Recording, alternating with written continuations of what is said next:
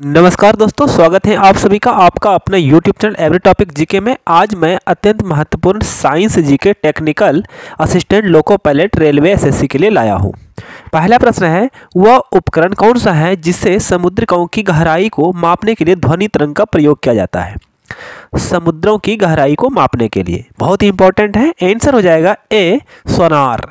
सोनार सोनार वह तकनीक है जो मार्ग निर्देशन के लिए ध्वनि प्रसार, सामान्य तौर पर पानी के नीचे पनडुब्बी मार्ग निर्देशन में का उपयोग करती है।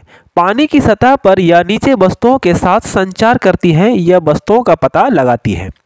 सोनार का पूर्ण रूप होता है साउंड नेविगेशन एंड रेंजिंग होता है। सोनार प्रतिध्वनि के सिद्धांत पर आधारित एक यंत्र है।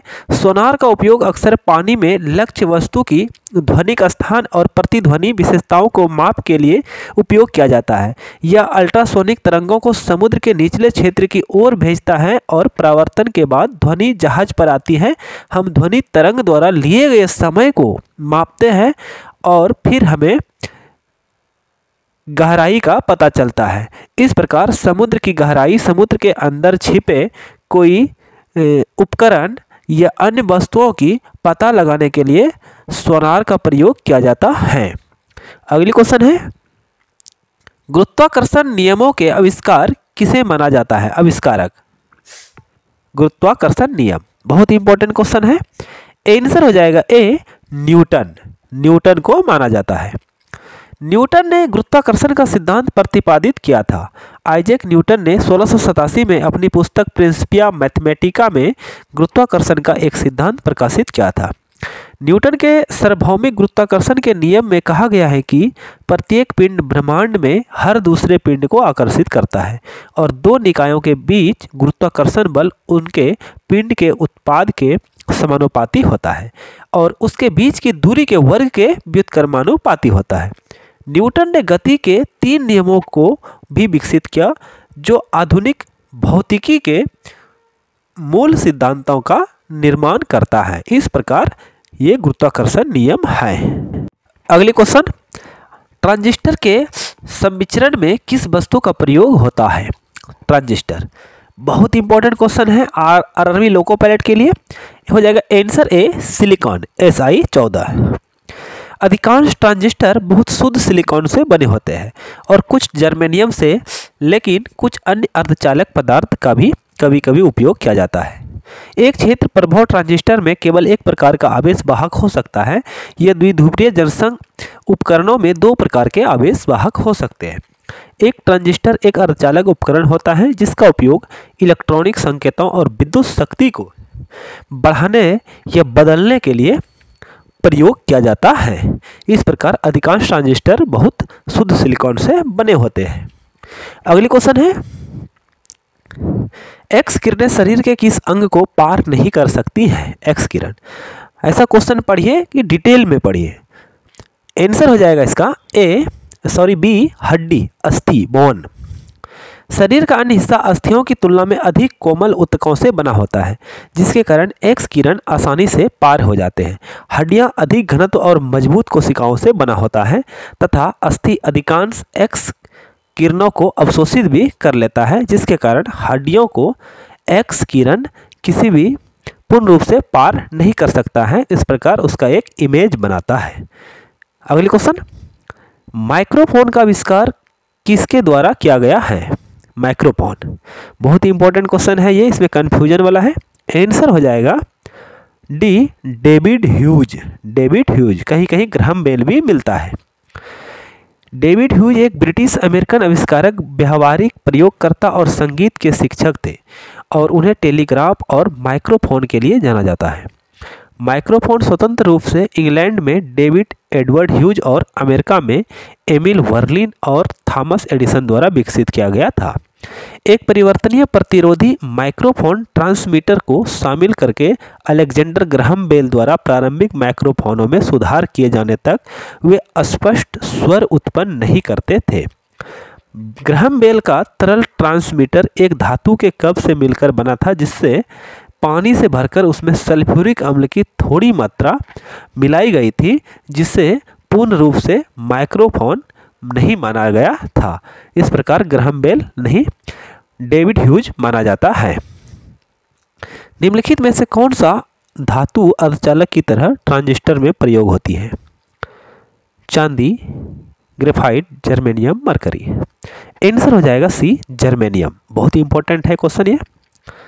पहले ट्रांजिस्टरों में जर्मेनियम का प्रयोग व्यापक था, किंतु उसके उष्ण अतिसंवेदनशीलता के कारण सिलिकॉन के इसकी जगह ले ली सिलिकॉन ने।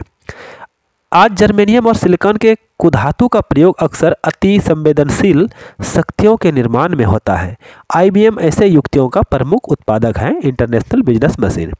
अभी वर्तमान समय में अर्धचालक युक्तियों के निर्माण में सिलिकॉन का सबसे अधिक प्रयोग होता है। अन्य पदार्थों की तुलना में इसके मुख्य गुण हैं कच्चे माल की कम लागत, निर्माण में आसानी और व्यापक तापमान परिचालन सीमा। इस प्रकार अधिकतर अर्धचालक में सिलिकॉन का प्रयोग किया जाता है। अगले क्वेश्चन, विद्युत चुंबक बनाने के लिए सामान्यतः किस धातु का प्रयोग किया जाता है? विद्युत चुंबक बहुत इंपॉर्टेंट है, इसमें कंफ्यूज करते हैं लोग। आंसर हो जाएगा सी, लोहा, आयरन, Fe। विद्युत चुंबक बनाने में मुख्यतः लोहा, निकल, कोबाल्ट, स्टील आदि का प्रयोग किया जाता है, लेकिन ज़्यादातर नर्म लोहे का प्रयोग किया जाता है।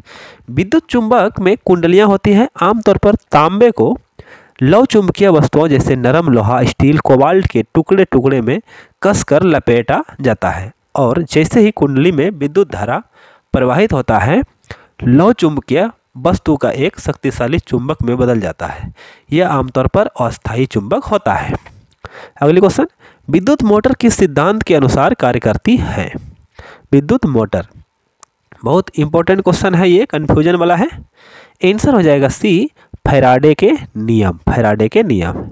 विद्युत मोटर माइकल फैराडे के विद्युत चुंबकीय प्रेरण के सिद्धांत पर कार्य करती है। यह तब होता है जब वोल्टता एक परिवर्ती चुंबकीय क्षेत्र से प्रेरित होती है।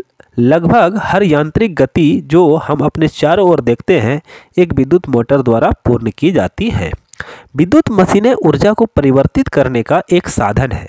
मोटर विद्युत ऊर्जा लेती है और यांत्रिक ऊर्जा उत्पन्न करती है। हमारे दैनिक जीवन में उपयोग होने वाले सैकड़ों उपकरणों को बिजली देने के लिए विद्युत मोटर का उपयोग किया जाता है। निम्नलिखित में से कौन सा पदार्थ चुंबकीय है? चुंबकीय बहुत ही इंपॉर्टेंट क्वेश्चन है।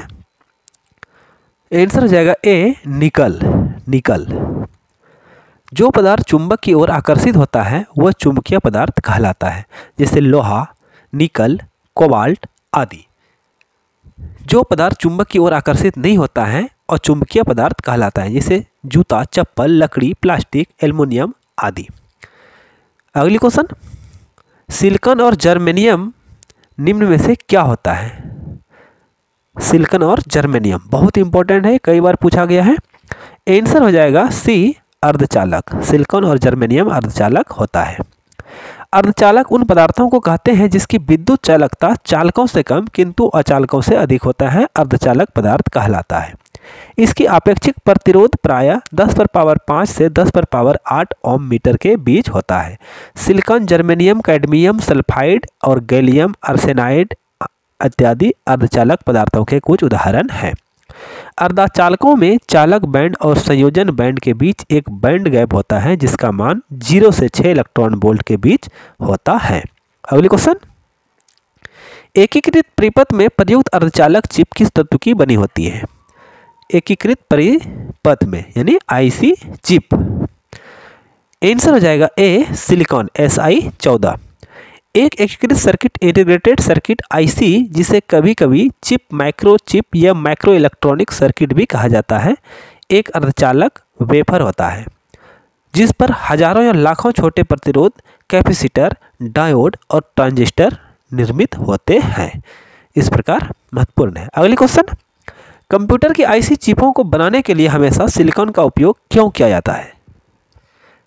सिलिकॉन Si का उपयोग क्यों किया जाता है? बहुत इंपॉर्टेंट है, ये अत्यंत इंपॉर्टेंट क्वेश्चन है। आंसर हो जाएगा डी, 2 और 3। यह अशुद्ध और एक चालक है, यह सस्ता अर्धचालक है। IC चिप एक एकीकृत परिपथ या IC एक छोटी चिप है जो एम्पलीफायर, दोलित्रों घड़ी, माइक्रो प्रोसेसर, यहाँ तक कि कंप्यूटर मेमोरी के रूप में कार्य कर सकती है। एक IC जो आमतौर पर सिलिकॉन से बना होता है एक छोटा वेफर होता है जो सैकड़ों से लेकर लाखों ट्रांजिस्टर, प्रतिरोधों और संधारित्रों को कहीं भी रख सकता है। आईसी के लिए असली खाद्य अर्धचालक वेफर्स, तांबा और अन्य सामग्रियों में एक जटिल परत होती है जो एक परिपथ में ट्रांजिस्टरों, प्रतिरोधों या अन्य घटकों को बनाने के लिए अंतर्बद्ध होती है। इन वेफर्स के कट और गठित संयोजन को डाई कहा जाता है। सेमीकंडक्टर का उपयोग हमें इलेक्ट्रॉन प्रवाहित की दिशा और मात्रा को बहुत सटीक रूप से नियंत्रित करने की अनुमति देता है और सेमीकंडक्टर में स्विचिंग भी लगभग तत्कालिक है। सेमीकंडक्टर की इसी गुण के कारण इसका उपयोग इंटीग्रेटेड सर्किट चिप में किया जाता है। सेमीकंडक्टर एक मुख्य रूप से अर्धचालक होता है। अर्धचालक के रूप में सिलिकॉन सबसे ज़्यादा अभी वर्तमान में उपयोग हो रहा है। वीडियो के अंत में आप सभी से निवेदन है कि यदि आप हमारे चैनल पर नए हैं तो हमारे YouTube चैनल को सब्सक्राइब करें और कोई भी साधारण क्वेश्चन पढ़ने से अभी का कंपटीशन निकलने वाला नहीं है। किसी भी क्वेश्चन को डिटेल में पढ़ा कीजिए, उसका व्याख्या देखिए, तभी क्वेश्चन को समझ में आएगा। अभी वर्तमान समय में साधारण क्वेश्चन नहीं पूछ रहा है। धन्यवाद।